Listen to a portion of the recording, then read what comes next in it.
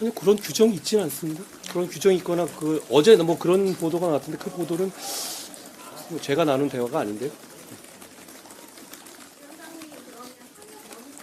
아니, 제가 공관위원들은 모두 불출마한다는 말을 제가 한 적이 없습니다. 공천의 시스템은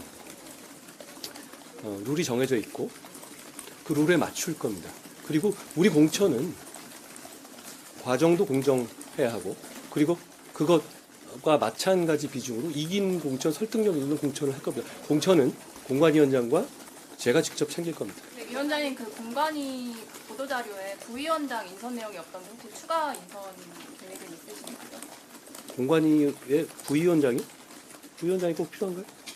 추가 계획은 없습니다. 원래 우리가 규정이 바뀌어서 위원장 포함해서 10명이 맥시멈입니다. 그러니까 우리가 10명을 해드렸죠.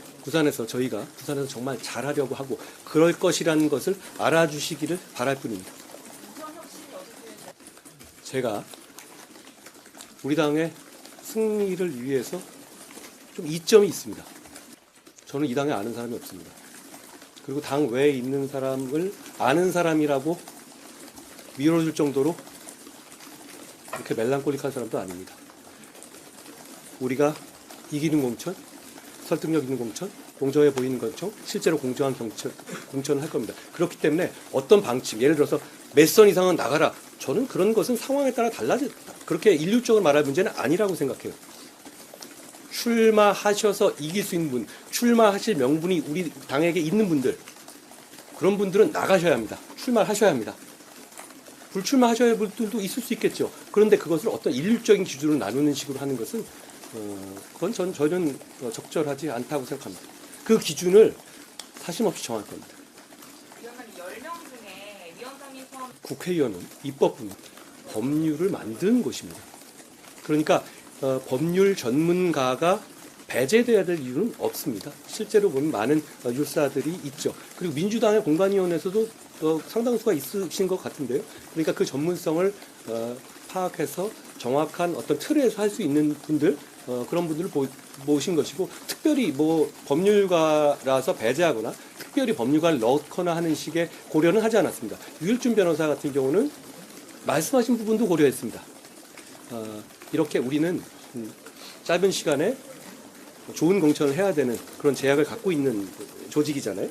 그렇다면 한 번도 안 해본 사람들만으로 구성하는 것보다 과거에 그래도 한 번 경험이 있는 분이 득이 되는 부분이 분명히 있을 거라고 생각했고, 그리고 그분의 경우는 공직기관 비서관을 한 여기만 경험이 있거든요. 그렇다면 어떤 이 검증이라든가 이런 부분에서 강점이 있을 수 있다, 이런 정도 판단을 했다라고 말씀드립니다.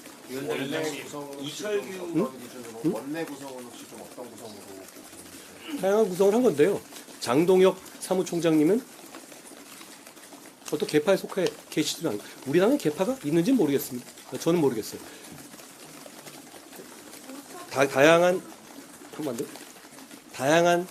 직종을 거치면서 그 직종을 거치실 때마다 거기서 합리적인 일처리와 유능한 일처리 평가를 받아본 분이고, 제가 1, 2주 근무해 보니까 그 평가가 틀리지 않다는 것을 제가 알게 됐습니다. 우리 공천관리위원회의 핵심적인 역할을 해주시라는 취지에서 제가 모셨고요. 이종성 의원님 같은 경우는 우리 당은 서민과 약자를 보호하고 존중하는 당이다 라는 말씀을 제가 여러 차례 드렸습니다. 우리 당의 그런 현역 중에서 그런 약자, 소수자를 대변하실 수 있는 분이라고 저는 생각했습니다. 제가 개인적으로 아는 분은 아닙니다. 그렇지만 우리 당에서 그분이 공관위에 들어와 주시면 우리의 공천이 조금 더 다양한 생각과 이 소수자를 배려할 수 있게 되지 않을까 생각했던 것이고요. 이철규 의원의 경우 인재영입위원장이었죠. 사실상 공천관리위원회라는 것이 조성돼서 활동하는 기간이 생각보다 짧습니다. 결국은 그것은 기존의 당이 여러 달 동안 준비해왔던 어떤 데이터, 축적된 데이터를 활용할 수밖에 없는 것인데요. 그렇다면 인재영입위원장이 이 공천관리위원 중에 한 명으로 포함돼서 그 자료를 실질적으로 잘 활용할 수 있게 하는 것, 저는 그게 필요하다고 봤습니다. 그리고 과거에 인재영입위원장이 공천관리위원으로 선임된 전례는 많이 있고요. 출발 시간이 있어서 질문 한 두 개만. 이철규 위원장이 아무래도 친윤계 핵심으로 평가를 받아서 좀 유심히 뭐 작용했다는 게 아니라 이런 평가 나올 수 있을 것 같아요. 그건 아닙니다. 이공천 지금 당을 이끌고 있는 것은 저입니다. 그리고 공천관리위원장께서도 계시고요. 저와 공천관리위원장께서 공정한 공천, 설득력 있는 공천, 이기는 공천을 할 겁니다. 저는 딱 그 생각만 할 거고 앞으로 보시면 그런 우려들은 기우였다고 생각하실 겁니다. 제가 처음에 여기 오기 전까지도 걱정하는 분들 많지 않았습니까? 저기 장동혁 사무총장님을 비롯했어요. 저는 선의를 가지고 열심히 할 거고 그 과정에서 그런 지적 많이 해주십시오. 그렇지만 다시 말씀드립니다. 제가 책임을 지고 이 당을 이끌고 있습니다. 제가 이기는 공천, 설득력 있는 공천, 공정한 공천을 할 것이라는 말씀을 드립니다. 입장 바꿔 생각해 보십시오. 제가 왜 안 그러겠습니까? 혹시 울산 방송 너무 가고 싶습니다. 잘 만들어 보겠습니다. 위원장님, 근데 대통령실 출마자들이랑 장관 인사들 좀 양지 출마하겠다는 분들도 계시는데 이 역시 이기는 공천이란 기조 위에서 이루어진다는 원칙은 다음에 없습니다. 모두가 양지를 원합니다. 그러니까 그걸 원하는 건 자유입니다.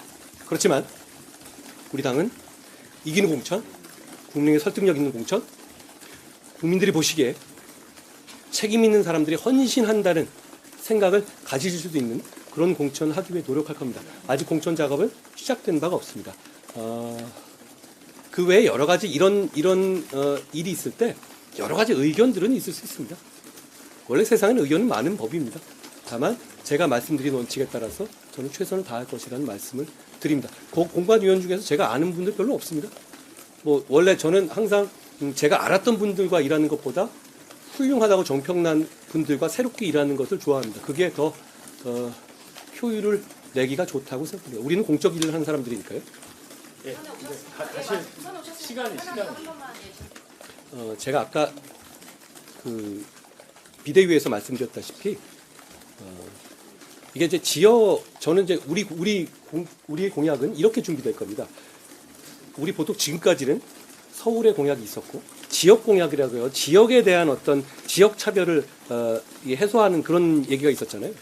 그런데 대한민국의 지역은 되게 다릅니다. 각자 부산이 다르고 영동이 다르고 영서가 다르고 경남이 다르고 경북이 다를 겁니다. 그러니까 저희는 각각의 상황에 맞는 공약을 격차 해소의 틀 내에서 지역 격차 해소 틀 내에서 준비하고 있다는 말씀드립니다. 말씀드린 것처럼 일산의 입장과 고향 일산의 입장과 부산의 상황은 다르죠. 어차피 경기라든가 가격이 있으니까.